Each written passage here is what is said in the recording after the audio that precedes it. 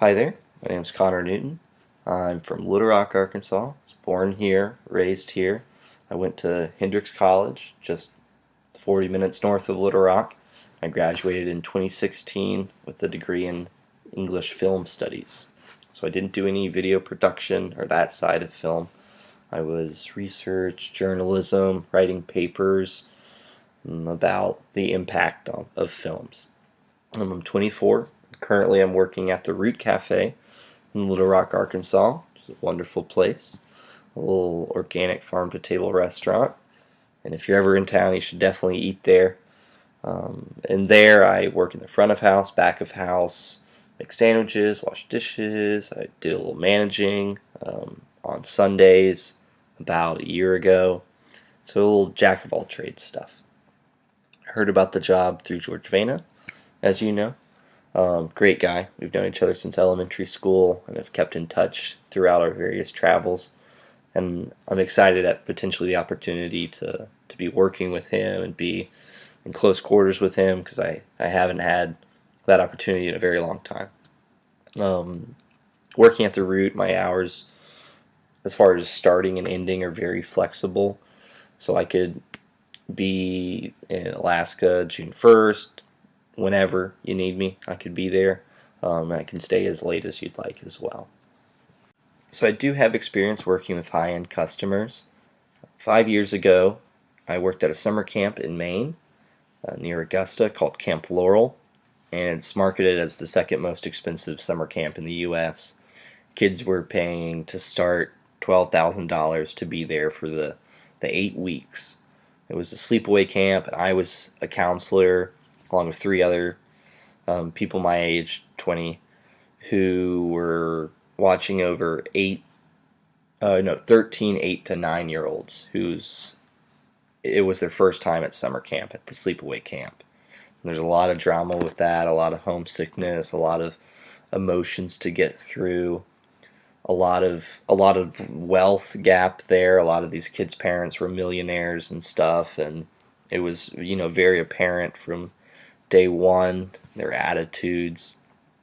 And so I think that helped me kind of understand how to approach customers in situations like that, particularly young kids too. They can be very volatile. And the system of the camp, they didn't have like a good system of like how to like reprimand the kids or how to like keep them in line. Like the only thing we could really do, because they were really afraid of losing a kid, the kid not wanting to be there, not wanting to come back, and them not getting, $12,000 for 10 years of summer camp. Just kind of telling them no, like, no, don't do that. It'd be like very kind, very patient. I think that really helped me, that experience, learning to expand my patience and trying to communicate my words better, to get my point across, especially working with kids. Sometimes it's the difference of a little word that makes the difference of how they respond to something. So that experience definitely helped me, but also working with that kind of idea that the customer there is more valuable purely economically than I was as a counselor. I got paid $2,000 to work there. The kid could bring in $100,000 if they keep coming back. A friend of mine got let go for yelling at a kid pretty much, and they said, you're not worth it. The kid's more better than you, even though the kid had been a troublemaker all summer. It was just one of those things like, yeah, we got to make this kid happy, and he doesn't like you, so bye. It's kind of sad, but I think that's still, it's like I would approach the situation with a very similar mindset. The customer needs to come back. They need to keep putting money into the lodge. They need to keep having a great experience, and I am, a conduit for that. My personality, how I interact with them, will make them want to come back, and then that is generating revenue, and everybody wins. I get paid as well, and but when you're working with people who are paying this much money to have that experience, it takes that cautious attitude, saying things the right way, being respectful, all of which I think that summer camp experience really taught me. So George went a little bit over the job details with me. He was explaining to me like how to like net a fish the other day and like walking through the various steps and telling me that part of the job would be walking around and maybe adjusting the poles for the customers, just being observant. He was telling me it gets pretty hectic when things are going well and everyone's catching fish at the same time. He said there's a great energy in that, and it makes working really fun. And I gravitate towards that. When work is fun, and especially when you're working with customers in a service industry type setting and they're happy, they're having a good time, I think it makes me happier. It makes me better. Like, I'm able to do my job better because they're having a good time. It's almost like can relieve some stress. Um, but yeah, he was telling me about that a little bit. I know that the hours are long. He was telling me about the morning schedule, the evening schedule, kind of the course of the day, unloading stuff in the evenings. And as far as past experience goes, for hardworking jobs, this past summer, I was in Vermont as a trail worker. So early mornings, 5:30, waking up, cooking breakfast, um, getting ready in the morning, cleaning everything, on the trail by 7:15, hiking to work, tools in the ground by 8, working till 10, you have a snack break, 12, you're eating lunch, 2, you have a 5-minute break, 4:30, you're hiking back, then there's an hour of education at the end, then you eat dinner, then you have a little bit of free time if you're not tired, then you go to bed and repeat. So as far as having like a very ingrained schedule and being used to rigor and regiment, I feel like I am used to that. I liked where I was at in Vermont, kind of 3 months into that schedule. Waking up early, reading a little bit of a book before bed, relaxing. It's very nice. And as far as fishing goes, my uncle is a deep sea fisherman on the coastal shelf out there in North Carolina. He runs a website called Frying Pan Tower. Maybe you've heard of it. I don't know. And I've been fishing with him a few times. Not recently, as a more of an adult, but as a kid, we went out on this charter boat he runs a few times, and we were catching grouper, king mackerel, red snapper, stuff like that. Seafood is like really big in my family. My parents now live in North Carolina, so do my grandparents, my aunt, the uncle I mentioned, my cousins, right there in Wilmington, Carolina Beach. So for Christmas, we eat seafood. That's like our big thing. We do like a shrimp boil on Christmas Eve. It's great. Oysters, very good. So with regards to the dress code, I'm very okay with it. I was a Boy Scout for my entire life. I'm an Eagle Scout actually, all the way from 6 years old to 18. I was in Scouts, and I'm used to wearing a uniform and being respectful of what a uniform means. And George and I actually worked at a Boy Scout camp together, where you're wearing the uniform as a symbol of pride in front of the younger kids. I kind of thought too when I was 11 and 12 that it wasn't cool until you get to summer camp and you see all the older boys wearing their uniforms and treating it respectfully, and it starts to change your mindset. So I don't have a problem with the dress code or keeping a neat appearance.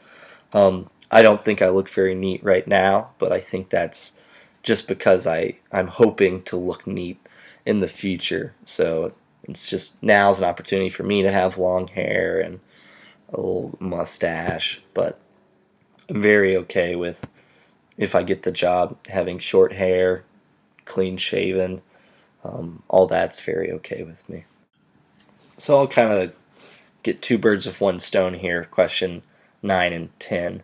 I think I addressed some of like the workload I can handle working with the Conservation Corps up in Vermont, but I think it also works into question 10 about like frustration with peers or coworkers or employees.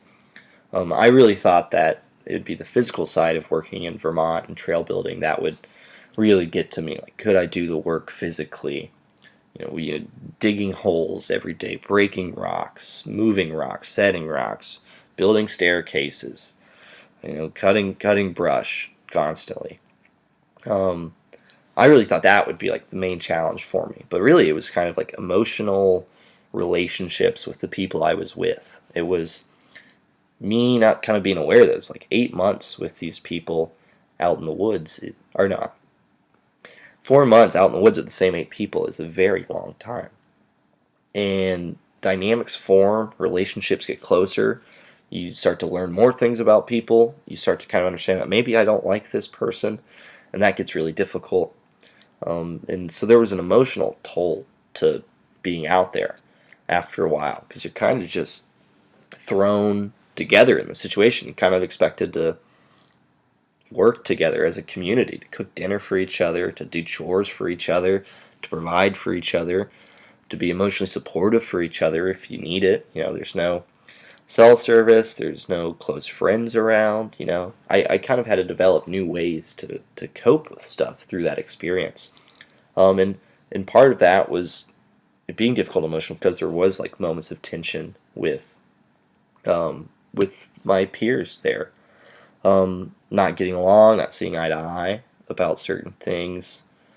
Them not having a lot of experience with camping was certainly one of the main ones. Where I've mentioned I'm a Boy Scout, I can make a fire. None of them could, so that like burden like really kind of fell on me in the forefront, and there was just like a complete lack of appreciation about it because none of them had ever done it before. And I kind of got like groused at by this one girl one day where when I wasn't making a fire, it was like wet outside and raining. I was reading a book, and she's like, "We have to bake bread tonight. Like, we need a fire. Like, you need to start making a fire."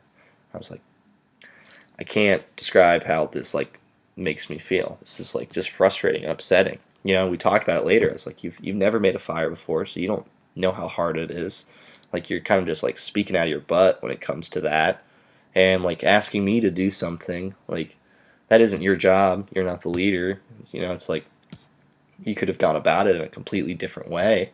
It's like, and we didn't even need to bake bread. So like, why were we doing this? And like, if I'm a part of that process, like, why wasn't I asked about it or involved in the first place? And that happened like week 3. So those emotions and relationships go up and down, and by like week 15, it's just totally different. That being said, what I did learn from that situation was that, I kind of went in trying to be like friends with everybody. It's like, okay, let's go. I'll be friends with everybody. Like maybe trying too hard initially. What I learned was that it's more about just appreciation of people. I have to appreciate the people I was there with and respect them, even if I don't like them or don't get along with them. If I had the choice of like meeting them in the real world, would I be their friends? Some of them I would not. I would stay very clear of them.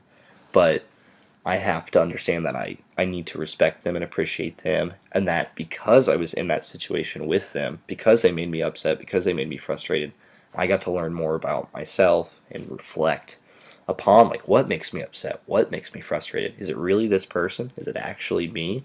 Regardless of either of those things, it's upon me to treat them with respect and even appreciate that they do frustrate me. I wouldn't be where I'm at right now if I went to Vermont and everything was just hunky dory. So I'm very happy to have gone, and I think that I'm going to try to take that attitude and approach it to future situations. Even giving Alaska, if I'm having a problem with a peer or a teammate or an employee, it means that I still have to respect them. I still have to appreciate them because they do bring something to the team. I expect they've been hired for great reasons. Maybe they've been there before, and it's on me to adapt to that. Um, yeah, just stay respectful, I think, is the key. And realizing that maybe you're the problem. You can always reflect interiorly and look at yourself.